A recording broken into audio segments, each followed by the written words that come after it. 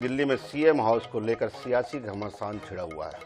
दरअसल जिस बंगले में केजरीवाल रहते थे वहां सीएम बनने के बाद 7 अक्टूबर को आतिशी वहां रहने पहुंची, लेकिन उनके पहुंचने के बाद 9 अक्टूबर को पीडब्ल्यूडी में आतिशी का सामान बंगले से बाहर निकाल फेंक उसे सील कर दिया। ये बंगला पीडब्ल्यूडी के अधीन है। नियमों के मुताबिक घर खाली होने के बाद संबंधित विभाग का उस पर कब्जा होता है। इसके बाद ही किसी और को घर अलॉट किया जाता है। पीडब्ल्यूडी के अफसरों के मुताबिक ये बंगला पीडब्ल्यूडी को हैंडओवर नहीं किया गया, जबकि सीएम आतिशी वहां रहने पहुंच गई। बंगला खाली कराए जाने को लेकर आप हमलावर है। पार्टी ने भाजपा और एलजी पर आरोप लगाया और कहा है कि पहली बार किसी सीएम को उसका घर खाली करने के लिए कहा गया है। इसके पीछे भाजपा का हाथ है, जिसके कहने पर सीएम का सामान निकालकर बंगले को सील किया गया है। भाजपा सीएम आवास हथियाना चाहती है।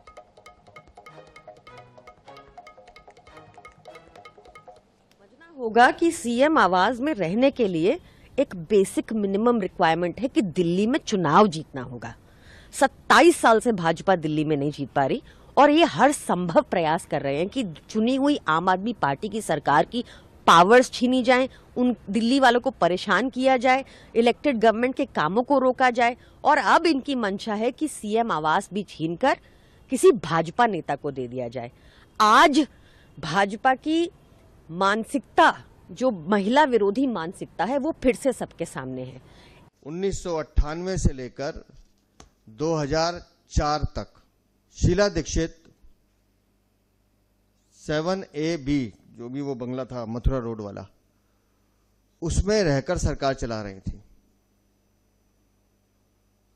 और वो बंगला बाद में आतिशी मार लेना को अलॉट किया गया। खुद मंत्री रहते वो उसमें नहीं रही। हाँ, उसमें उन्होंने जमानती मनीष सिसोदिया के परिवार को जरूर शरण दी। जब शीला दीक्षित तो 7AB मकान से सरकार चला सकती थी, तो आतिशी मार लेना को वहां से सरकार चलाने में क्या आपत्ति है?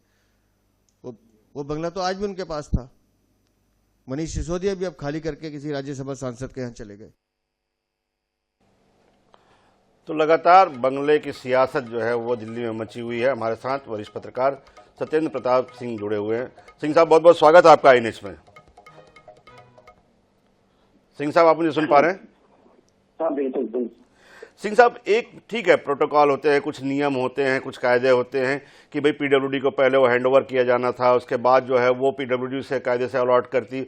लेकिन अगर हम अमूमन ऐसे देखें, ऐसे जो प्रोटोकॉल्स होते हैं उनको कई मामलों में, खासतौर पर अगर सीएम जैसा पद, एक बड़ा संवैधानिक पद है, वो भी दिल्ली के, मतलब देश की राजधानी के, अगर वहाँ का एक सीएम जैसा पद है, तो क्या ऐसे छोटे मोटे नियम जो हैं उनसे जो शिथिल नहीं किए जा सकते? नहीं, देखिए, इसमें दो चीजें। पहले तो हमें ये समझना होगा कि जो दिल्ली की सरकार यानी राज्य सरकार है इनकी और केंद्र सरकार के रिश्ते किस तरह हैं और बीच में एलजी से इनके रिश्ते किस तरह हैं। तो शुरू से इनके रिश्ते में तो खटास है ही है और ऐसे में छोटी सी बात ही बहुत बड़ी बात बन जाती है। जहाँ तक नियम है, ये आपस में घर बदला बदली कर सकते हैं। जैसे किसी ने कह रहा था कि अभी 17AB मथुरा रोड वाला, वो बात जायज है, लेकिन एक नियम भी है। अगर आपके संबंध खराब हैं, रिश्ते ठीक नहीं है, तो इन्हें कायदन पीडब्ल्यूडी को हैंडओवर करके फ्रेश अलॉट करवाना चाहिए था, क्योंकि इन्हें पता था कि ऐसी स्थिति आ सकती है। हालांकि एक वीडियो भी देखा था मैंने, सुनीता केजरीवाल ने जो बंगले की चाबी सौंप रही थी, बाद में पता चला कि नहीं, वो मुख्यमंत्री के स्पेशल सेक्रेटरी प्रवेश रंजन झा है। ये सारी चीजें तो पिछले कई दिनों से चल रही थी, इसलिए इसमें ऐसा जो कुछ भी हुआ कोई नया नहीं हुआ। इसके अंदाजा तो बहुत पहले से ही लगाया जा रहा था। खास करके जब अरविंद केजरीवाल ने जब अपने घर का रेनोवेशन कराया था, उस वक्त से निशाने पे था। इन्हें भी कदम फूंक फूंक कर रखना चाहिए था।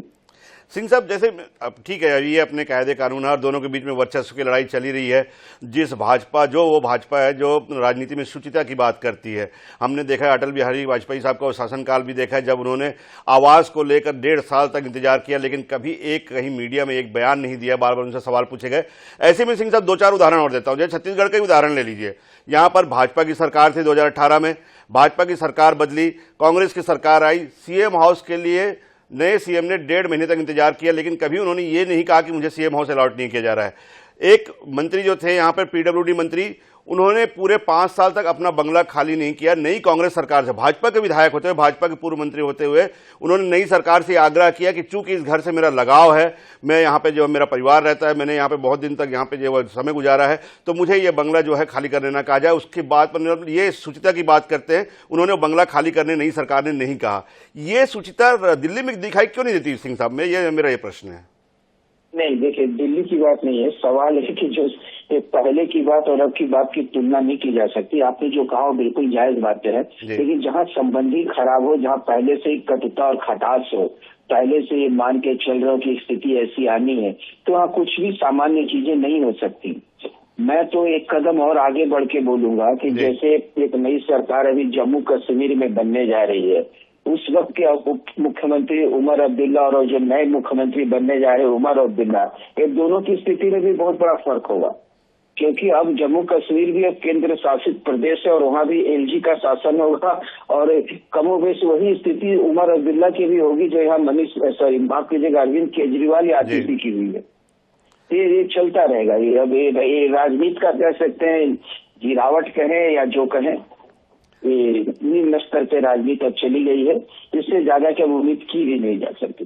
तो इससे ज्यादा की उम्मीद की भी नहीं जा सकती। सिंह साहब कह रहे हैं कि चाहे राजनीतिक गिरावट कह लें, वर्चस्व की लड़ाई कह लें, या फिर कहीं ना कहीं जो सुचिता की बात करते हैं राजनीतिक दल पार्टियां जो हैं उसमें गिरावट की बात कर ले, लेकिन ये कमोबेश यही स्थिति जो है जहां जहां केंद्र और राज्य सरकारों के बीच में टकराव रहेगा वहां ये कमोबेश ये स्थिति देखने को मिलेगी। ये सिंह साहब का आंकलन बिल्कुल सटीक आंकलन। सिंह साहब बहुत बहुत धन्यवाद हमारे साथ जुड़ने के लिए पूरे मसले पर। तो लगातार दिल्ली में सीएम आवास को लेकर लड़ाई चल रही है और कहीं ना कहीं ये वर्चस्व की जो है वो जंग पहुंच चुकी है, अब उस मुहाने तक पहुंच चुकी है जहां पे दोनों ही दलों ने अपने अपनी से प्रतिष्ठा का प्रश्न बना लिया है।